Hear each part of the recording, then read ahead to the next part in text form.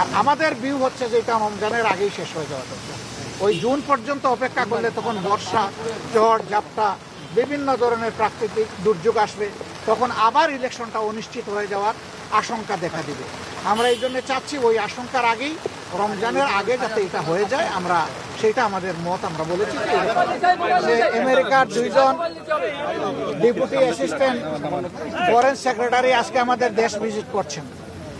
আমাদের সাথে এটা তাদের দ্বিতীয় মিটিং। এর আগে তারা বিভিন্ন পাবলিক এবং প্রাইভেট বিশ্ববিদ্যালয়ের বিসিদের সাথে বসেছিলেন। সেখানে মত বিনিময় করার পরে রাজনৈতিক দল হিসেবে আমাদের সাথে তারা প্রথম বসেছেন। তাদের সাথে আমাদের খোলামেলা কথা হয়েছে। তারা বাংলাদেশের বর্তমান রাজনৈতিক অবস্থা জানতে চেয়েছেন। তারা আগামী ইলেকশন কখন হবে, কিভাবে হবে, এটা জানতে চেয়েছেন। তারা জানতে চেয়েছেন যে সবগুলা দল রিফর্ম চাচ্ছে, সেই রিফর্মটা কি হতে পারে, আমরা কি চাচ্ছি। আমরা যদি আগামীতে দেশের দায়িত্ব পাইতে হলে আমাদের ইকোনমিক পলিসি এবং ফরেন রিলেশনটা কেমন হবে, তারা রিজিয়নাল বিভিন্ন বিষয়ে, আঞ্চলিক বিষয়গুলো আমাদের কাছ থেকে জানতে চেয়েছেন। আমরা এই সমস্ত বিষয়ে তাদের সাথে খোলামেলা কথা বলেছি। তারা মাইনরিটি ইস্যু নিয়ে কথা বলেছেন। তারা এখানে ওমেন্সদের রাইটস নিয়ে কথা বলেছেন। তারা লেবার রাইটস নিয়ে কথা বলেছে। আমরা এই সবগুলা বিষয়ে তাদের সাথে কনভারসেশন করেছি। এর পাশাপাশি আমরা তাদেরকে অনুরোধ করেছি যে আমাদের দেশ এখন একটা ক্রিটিক্যাল জাংচারে আছে, একটা ক্রুশিয়াল টাইম পাস করছে।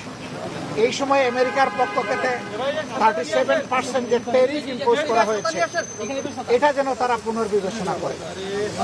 এবং আমরা অনুরোধ করেছি, আমাদের এই অনুরোধ তারা যেন পৌঁছে দেয়। আমরা জানি ইতিমধ্যে আমাদের সরকারের পক্ষ থেকে একই অনুরোধ ফরমাল চিঠির মাধ্যমে জানানো হয়েছে। আমরা আশা করি যে তারা এইটুকু উপলব্ধি করে আমাদেরকে সহযোগিতা করবেন। এবং আমরা কমিটমেন্ট বলেছি যে অলরেডি আমরা ডেমোক্রেটিক নর্মসের উপরে কমিটমেন্ট। আমরা আমাদের দলের ভিতরে গণতন্ত্র চর্চা করি এবং আমরা একই গণতন্ত্রের চর্চা করতে চাই। এর জন্য আমাদের যা করণীয় তাই আমরা করব। উদাহরণস্বরূপ আমরা বলেছি যে প্রত্যেকটা ক্রেডিবল ইলেকশনে আমরা অংশগ্রহণ করেছি, কম হোক বেশি হোক সংসদের ভিতরে আমাদের সংসদ সদস্য ছিলেন। At the same time election যখন বাংলাদেশে একবার মৃতপ্রায় হয়ে গিয়েছিল এরশাদ সাহেবের সময়, তখনকার আমির অধ্যাপক গুলাম আজম সাহেবই ইলেকশনকে জীবন ফিরিয়ে দিয়েছিলেন কেয়ারটেকার সরকারের ফর্মুলা প্রস্তাবনার মাধ্যমে, যেটা পরবর্তী পর্যায়ে বাংলাদেশের সংবিধানে অন্তর্ভুক্ত হয়েছিল। কিন্তু দুঃখজনকভাবে আওয়ামী লীগ এসে দলীয় স্বার্থে এটাকে সংবিধান থেকে নির্বাসনে পাঠিয়ে দিয়েছিল। এখন আবার সারা জাতি এটি চাচ্ছে এবং আশা করি আমরা এটা আবার পুনঃপ্রতিষ্ঠিত হবে। নির্বাচন আমরা আগামী নির্বাচনটা পিয়ার ভিত্তিতে করতে চাই, যেটা ইতিমধ্যেই আমরা বলেছি, আপনারা জানেন। কেন চাই সেটাও আমরা বলেছি, আপনারা জানেন, নতুন করে বলার দরকার নেই। তারা শুধু এতটুকু জানতে চেয়েছেন যে আমরা কখন এই নির্বাচনটা অনুষ্ঠান দেখতে চাচ্ছি।